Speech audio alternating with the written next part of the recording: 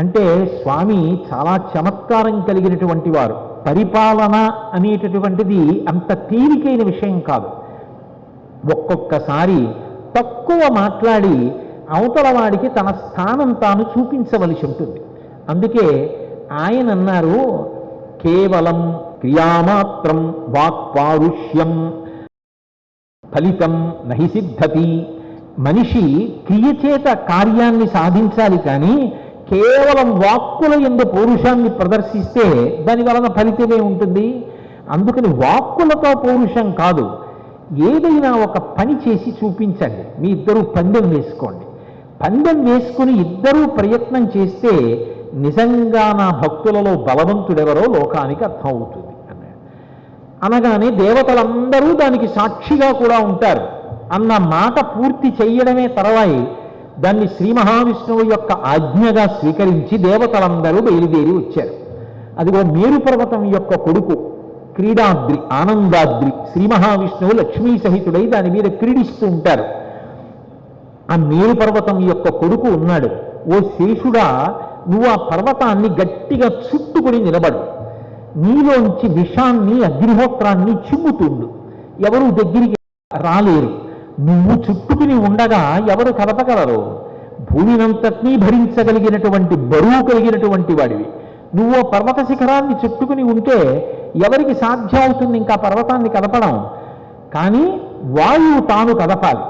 వాయువు కదిపితే వాయువు గొప్పవాడు. వాయువు కదపడానికి ప్రయత్నించినప్పుడు కదలకుండా కొండని అలాగే నిలబెట్టగలిగితే నువ్వు గొప్పవాడివి. కేవలం క్రియముత్తమం అని కదా శ్రీ మహావిష్ణువు యొక్క వాక్కు. పని చేసి చూపించు, అంతేకాని మాటలతో కాదు పౌరుషం చూపించవలసింది. కాబట్టి మీ ఇద్దరి మధ్య పందెం ఇది అన్నారు. ఓ దానికే ఉంది, ఇప్పుడే చుట్టుకుంటాను క్రీడాద్రిని. ఆ ఆనందాద్రిని చుట్టుకున్నాడు శేషుడు. వాయువుని పిలిచి కదపమన్నారు. ఆయన అన్నాడు, దీన్ని కదపడానికి నేను మళ్ళీ పెద్ద బలం ఉపయోగించాలా? బలం అక్కర్లేదు అని కనిష్టాంగుళి సంస్పర్శ పర్వతో భోగి సంయుత సహస్రమర్థ లక్షంచ దక్షిణాభిముఖాయయౌ. కేవలం తన చిటికిన వేలితో ఇలా అన్నాడు. ఇలా అనేటప్పటికీ శేషుడితో కలిసి ఆ ఆనందాద్రి శ్రీవైకుంఠం వైపు నుంచి బయలుదేరి ఎగురుతూ వచ్చి దక్షిణం వైపుగా వెళ్ళిపోతోంది. అది ఇంకా ఆగలేదు. ఆయన చిటికిన వేలితో కొడితే శేషుడు కూడా ఎగిరి వెళ్ళిపోతున్నాడు ఆకాశంలో. వెళ్ళిపోతుంటే అప్పుడు మేరు పర్వతం పరిగెత్తి వచ్చింది. అయ్యా వాయుదేవుడా, అహంకరించిన వాడు శేషుడు. దేవతలు అనవసరంగా నా కొడుకుని చుట్టుకోమన్నారు. నువ్వు చిటికిన వేలితో కొట్టావు. శేషుడు ఆపలేకపోయాడు. ఇప్పటికి 1500 లక్షల యోజనములు దాటి వెళ్ళిపోయింది కొండ. ఇంకా వేగంతో అలా వెళ్ళిపోతే నా కొడుకు ఏమైపోతాడో. ఇప్పటికి నన్ను అనుగ్రహించి ఆ కొండని కిందకి దింపేసేయమని అడిగాడు. ఇది క్రీడాద్రి, ఆనందాద్రి, స్వామి విహరించేటటువంటి పరమ పవిత్రమైనటువంటి ప్రదేశం.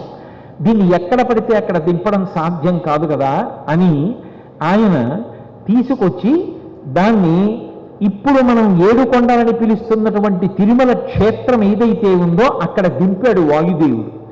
దింపిన తరువాత శేషుడు ఆ కొండ నుంచి విప్పుకున్నాడు. విప్పుకుని వాయుదేవునకు క్షమాపణ చెప్పాడు. నా అజ్ఞానము వలన అహంకారము కలిగింది.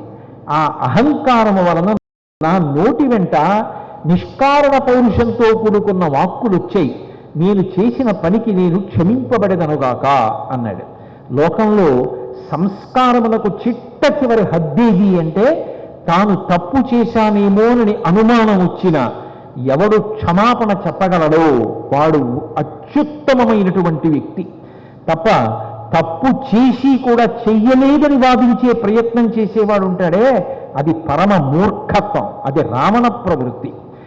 తప్పు చేస్తే ఒప్పుకోవడం ఉందే, అది ఉత్తముడి యొక్క లక్షణం. పశ్చాత్తాపాన్ని పొందడం, క్షమాపణ చెప్పడం ఉత్తముల యొక్క లక్షణం. అంత గొప్పవాడైన శేషుని యందు ఎందుకో అహంకారం పొటమరించింది. భగవంతుడు తాను తిన్నగా పాఠం చెప్పకుండా వాయుదేవుడి ద్వారా పాఠం చెప్పించాడు. ఇప్పుడు ఆ అహంకారం విరిగిపోయింది. విరిగిపోయి మళ్ళీ ఆ వినయం పొటమరించింది. ఉత్తర క్షణంలో వాయుదేవుడికి క్షమాపణ చెప్పాడు. ఆనాడు ద్వాపర యుగంలో ఆ శేషుని అహంకారమును పోగొట్టడానికి శేషుడితో కలిసి వచ్చినటువంటి ఆనందాద్రి కనుక వాయువు చిటికిన వేలితో కొట్టినప్పుడు వచ్చి నిలబడిన పర్వతం కనుక ద్వాపర యుగంలో శేషశైలము అని పేరొచ్చింది. అది కృతయుగంలో వృషాద్రి, కృతే వృషాద్రిం వక్షంతి, త్రేతాయాం అంజనాచలం, త్రేతాయుగంలో అంజనాచలం, ద్వాపరే శేషశైలేతు, ద్వాపర యుగంలో అదే కొండకి శేషశైలమని పేరొచ్చింది. కలవు శ్రీవేంకటాచలం, కలియుగంలో అదే కొండకి శ్రీవేంకటాచలము అని పేరొచ్చింది. కలియుగంలో ఆ కొండకి శ్రీవేంకటాచలము అని పేరు రావడానికి కారణం ఏమిటి అంటే, కలియుగం ఒక విచిత్రమైనటువంటి యుగం. కలియుగం పాపము చేయించడంలో పరమశక్తివంతమైనటువంటి యుగం. తేలికగా తరింప చేయగలిగిన యుగం కూడా కలియుగమే. అందుకే కలిస్సాధు కలిస్సాధు కలిస్సాధు అంటారు.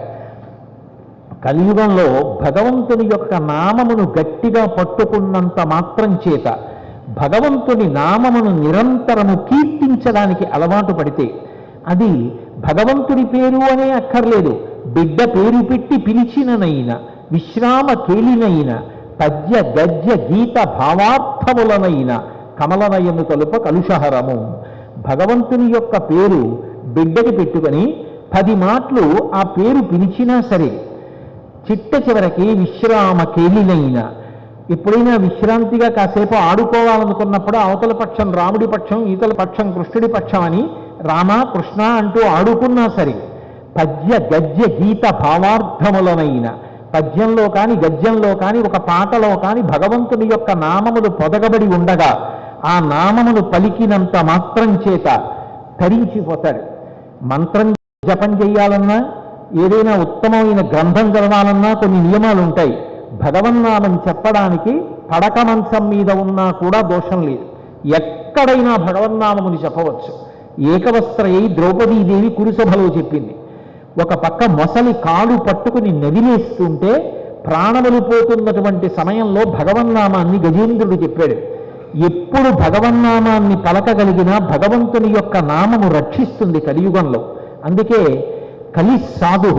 కానీ అదే కలియుగంలో కలిపురుషుని యొక్క గొప్పతనం ఏమి అంటే, ఎప్పుడూ కూడా పాపముల వైపుగా మనుష్యుల యొక్క చిత్తవృత్తిని కదుపుతూ ఉంటాడు.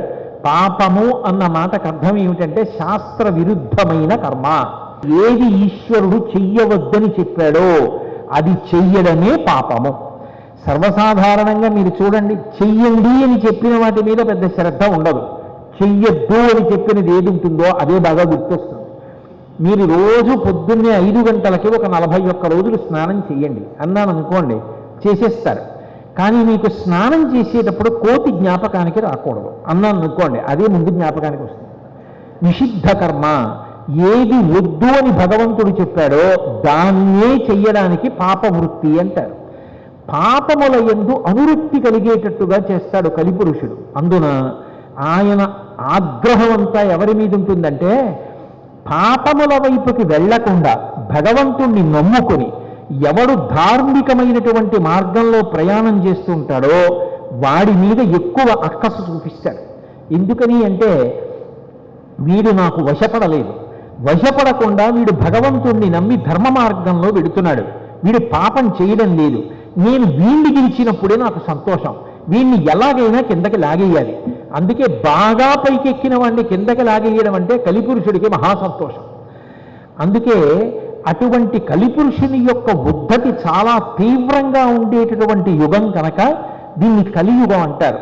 కలవు శ్రీవేంకటాచలం, కలియుగంలో ఆ కొండకి వెంకటాచలము అని పేరు వచ్చింది. ఎందుకు వచ్చింది అని అడిగారు. అడిగితే దానికి సంబంధించినటువంటి విషయాన్ని కూడా వివరణ చేశారు. పురాపురంధరో నామ సోమయాజీ దృఢవ్రత. కాళహస్తి నగరంలో ఒకానొకప్పుడు పురంధరుడు అని పేరు కలిగినటువంటి ఒక సోమయాజీ ఉండేవాడు. సోమయాజీ అంటే యజ్ఞము చేసిన వాడిని సోమయాజీ అంటారు. ఆయన వేదాంగములను చదువుకున్నాడు. ఆయన భక్తి పరిణితి పొందినటువంటి భక్తి.